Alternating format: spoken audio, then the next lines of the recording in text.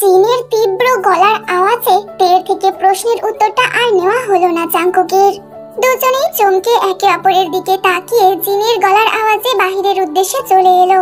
দুজনেই বেশ আশ্চর্য হলো। এর আগে জাঙ্কুকি পা বাড়ালো রুমের বাহিরে। এই বাড়িতে সবার উচ্চ স্বরের কথা শোনা গেলেও মায়ের গলার আওয়াজ কখনোই এত উচ্চতর হয় না, কখনোই না। সর্বকাজে তিনি অতিমাত্রায় ধৈর্য নিয়ে গলার আওয়াজ নিম্ন রেখেই কথা বলেন, বলতে পছন্দ করেন, আর সবাইকে সর্বদা সেভাবেই কথা বলতে উপদেশ দেন। তবে আজ কি হলো ওনার যে তিনি গলা এতটা চড়াও করে কথা বলছেন আর বকে চলেছেনও বটে, যা ওনার স্বভাবজাত নয়। তবে এবারের কাউকে যে বকছেন না সেটা ওনার বকে চলার ধরন শুনেই বোঝা যাচ্ছে। তবে কাকে এত কথা শোনাচ্ছেন? দোতলার সিঁড়ির মাথায় আসতেই আপনা আপনি নজর নিচে চলে গেল জাঙ্কুকের। পাশের বাসার লুসি মেয়েটাকে সোফায় মাথা নিচু করে বসে থাকতে দেখে কিছুটা হলেও বিষয়টা বুঝতে পারল জাঙ্কুক।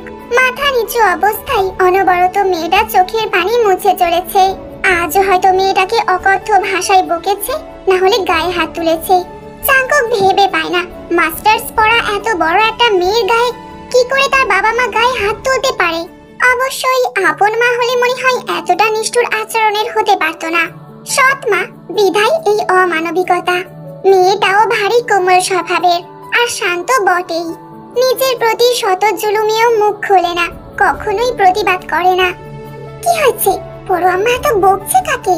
হড়বড়িয়ে প্রশ্ন করে জাঙ্কুকের পাশে দাঁড়িয়ে গেল তে।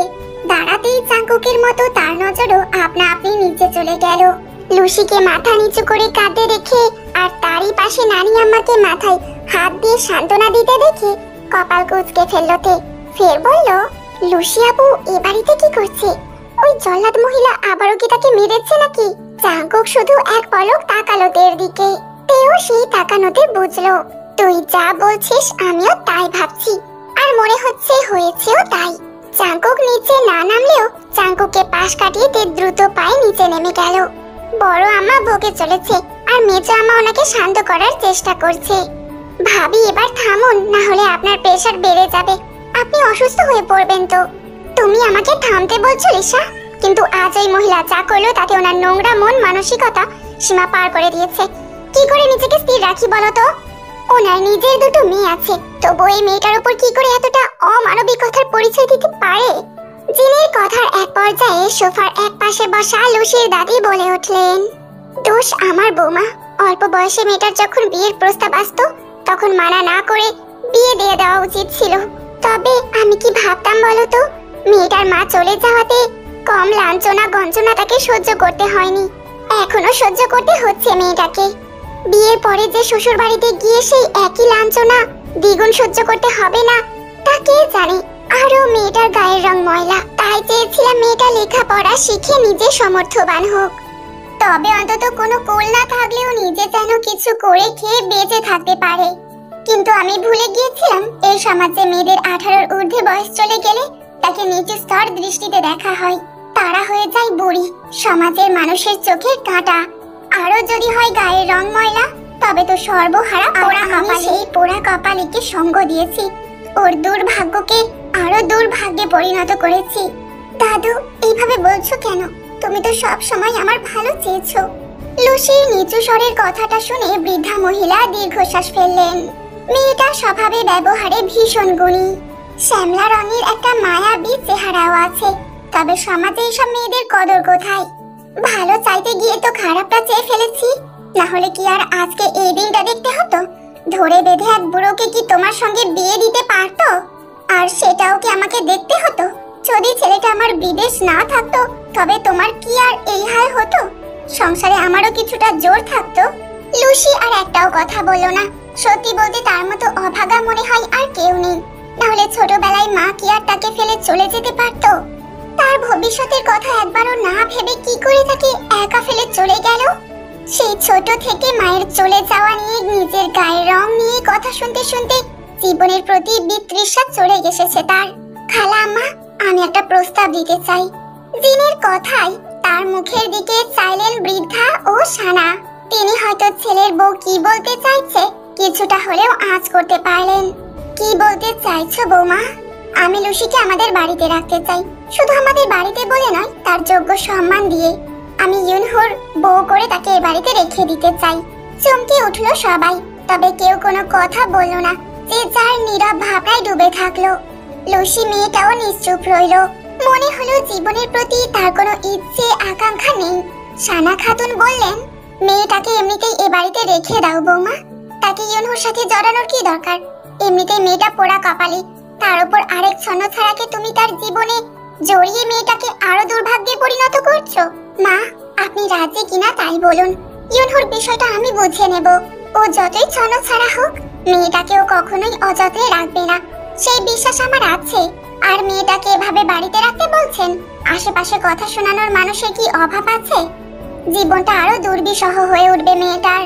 সানা ভেবে দেখলেন বৌমা ওনার ভুল বলছে না, তাই তিনিও বেশ নমনীয় গলায় বললেন, আমার ছন্নছাড়া ছেলেটার ওপর আমার থেকে তোমার হক বেশি বৌমা। তুমি তো ওর দুধ মাতা, যতটা অধিকার আমার ওর ওপরে, ঠিক ততটাই অধিকার তোমার ওর ওপরে। তুমি ওর জীবনের যে কোনো সিদ্ধান্ত যখন তখন নিতে পারো। আমি কখনো দ্বিমত করিনি আর করবো না। আমি তো শুধু মেয়েটার কথাই ভেবে বলেছিলাম। শাশুড়ি মায়ের অনুমতি পেয়ে জিন লুসির দাদির অনুমতির অপেক্ষা করলেন। তিনিও ভেবে দেখলেন মেয়েটা এ বাড়িতে থাকলে বেশ সুখেই থাকবেন। হয়তো তার এত বছরের দুঃখ এবার ঘুচবে। যদিও ছেলে মেয়ের বয়সের বেশ একটা তফাৎ আছে, তবু আধা বুড়ো লোকের সাথে বিয়ে হওয়ার থেকে ইউনহুর সাথে বিয়ে হওয়া ঢের গুণ ভালো। আর তিনি যদি হঠাৎ মারা যান, মেয়েটার কপালে যে কি দুর্গতি আছে তিনি এখনই অনুভব করতে পারছেন। অনেক ভেবেচিন্তে তিনি রাজি হয়ে গেলেন। বৃদ্ধা অনুমতি দিতেই জিন এবার লুসির সামনে গিয়ে দাঁড়ালেন। স্নেহময় হাত রাখলেন তার মাথায়। স্নেহময় হাতটা মাথায় পড়তেই মুখ উঁচু করে তাকালো লুসি। শ্যামলা রঙের মায়াবী গড়নের দেখতে মেয়েটার মায়া ভরা চোখ দুটো দেখলেই যে কারোর হৃদয় শান্ত হয়ে যায়। সেই নজরে নজর রেখে জিন বেশ সৌহার্দ্যপূর্ণ গলায় বললেন, আমি তোমার মতামতের উপর এই সম্পর্কটা এগোবো। যদিও তোমার আগে আমি আমার দুই বয়োজ্যেষ্ঠ মানুষের অনুমতি নিয়েছি, তবু তুমি রাজি থাকলেই তবে সম্পর্কটা এগোবে। তুমি ও বাড়িতে ফিরে গেলে উনি হয়তো তোমাকে আবারও কোনো বয়স্ক লোকের সাথে জোর জবরদস্তি করে বিয়ে দিয়ে দেবেন। তাই এছাড়া আমার আর কোনো উপায় নেই। লুসি মুখে কিছু বলল না, মোটা মোটা চোখ করে শুধু জিনের দিকে চেয়ে থাকলো।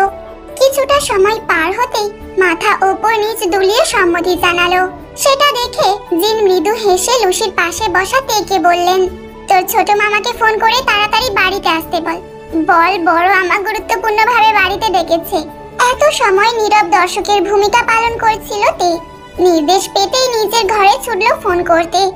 জিন জাঙ্কুককে সিঁড়ির মাথায় দাঁড়িয়ে থাকতে আগেই দেখেছেন। তাকে উদ্দেশ্য করে বলল, তোর বাবা আর চাচুকে জরুরি ভিত্তিলতে বাড়িতে আসতে বল, কারণ জিজ্ঞাসা করলে বলবি মা আসতে বলেছে। ঘন্টা খানেকের মধ্যে সবাই বাড়িতে হাজির হলো। জিন সবাইকে সবটা বুঝিয়ে বললেন। লুসির সম্পর্কে কিছুটা হলেও সবার জানা, তাই আর বিরক্তি করলো না কেউ।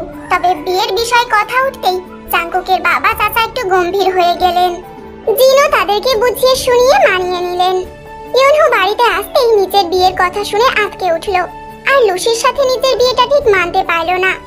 এক পুচকি মেয়ে, সে নাকি তার বউ হবে, এটা কোনো কথা হলো? কেউ তার সাথে যুক্তি তর্কে গেল না। জিন এতদিন ইউনহুর ছন্নছাড়া জীবন নিয়ে কিছু না বললেও এবার মুখ খুললেন। অনেক বুঝিয়ে শুনিয়ে তাকেও মানিয়ে নিলেন। সেখান থেকে আরো ঘন্টা খানেকের মাথায় ছোটখাটো পরিসরে লুসি আর ইউনহুর বিয়েটা হয়ে গেল। সময়ের চক্রে আরো কয়েকটা দিন পার হয়ে গেল। দেখতে দেখতে পবিত্র রমজান মাসও চলে এলো। আজ রোজা নির্ণয় 10-এর ঊর্ধ্বে চলে গেছে। সময়টা বিকাল বেলা। বছরের অন্য দিনগুলোতে রান্নার তোড়জোড় দুপুরের সময়টাতে হয়ে থাকলেও রোজার মাসটাতে রান্নার তোড়জোড় চলে বিকালের সময়টাতে। রান্নাঘরে রান্না আর ইফতারির তোড়জোড় চললেও সেখানে সময় দিতে পারছে না জিন। যদিও সেদিকে খেয়াল না দিলেও চলছে, বাড়ির অন্য দুই গুণী বউ সেটা সুন্দর হাতে সামলে নিচ্ছে। তবুও বাড়ির বড় বউ হিসাবে যে দায়িত্বটা তিনি এত বছর যাবৎ পালন করে আসছেন, সেটা যেন অভ্যাসে গেঁথে গেছে। বিধায় বাড়ির সব জায়গা থেকে রান্নাঘরটা ওনাকে টানে বেশি। কাজ না থাকলেও যেন এক ঝলক হলেও সেখান থেকে ঘুরে আসা চাই। কিন্তু মেয়েটাকে ফেলে যেতেও পারছেন না। ড্রয়িং রুমের 4 আসনের মোটা সোফাটাই জিন বসে আছেন, আর ওনার কোলে মাথা রেখে গুটি সুটি মেরে শুয়ে আছে তে। পর পর কয়েকটা রোজা হয়ে গেছে, তবু আজকের দিনের মতো এত কষ্ট তার অন্য কোনো দিনও হয়নি, যা আজ হচ্ছে।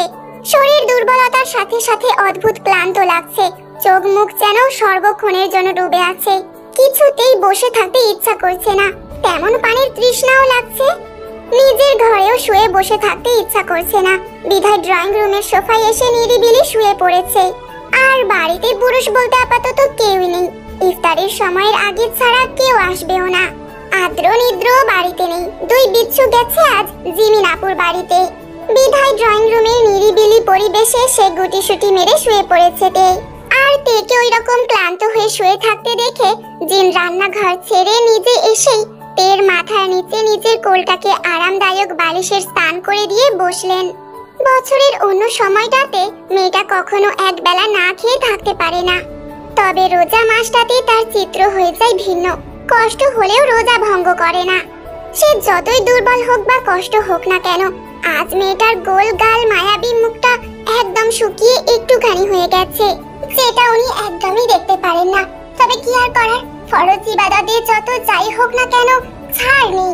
তবুও তের কাছে শারীরিক বিষয়ে ভালো মন্দ এটা ওটা শুধাতে থাকলেন, মাথার চুলের ভাঁজে অনবরত হাতও বুলিয়ে দিতে থাকলেন। কিছু সময় পার হতেই তের মাথাটা ফের সোফার ওপরে কোমল স্পর্শে রেখে তিনি বললেন, আমি একটু ওদিকটাই দেখে আবার আসছি, চুপচাপ শুয়ে থাক সোনামা, উঠবি না কিন্তু। আমি একটু ওদিকটা দেখে তাড়াতাড়ি চলে আসছি। তে কোনো কথাই বলল না, মূলত দুর্বলতাই আর ক্লান্তিতে গলা দিয়ে তার যেন কোনো কথাই বের হতে চাচ্ছে না। তাই নীরব থেকে ও বুঝিয়ে দিল, তুমি যাও বড় আম্মা, আমি আজ তোমার কথার অক্ষরে অক্ষরে মানব। তাছাড়া যে আজ তোমার প্রাণরানীর কোনো উপায়ও নেই। তোমার দোষী প্রাণরানীটা যে আজ ভীষণ দুর্বল। আসরে নামাজ আদায় করে আরো কিছু সময় বাহিরে থেকে বাড়িতে ফিরল জাঙ্কুক। ড্রয়িং রুমের দরজার কাছে আসতেই দাঁড়িয়ে পড়ল সে। জিনের কোলে থেকে চুপচাপ শুয়ে থাকতে দেখে বুঝতে পারলো দোষীপনা মেয়ের দোষীপনা ছুটে গেছে রোজার ক্লান্তিতে।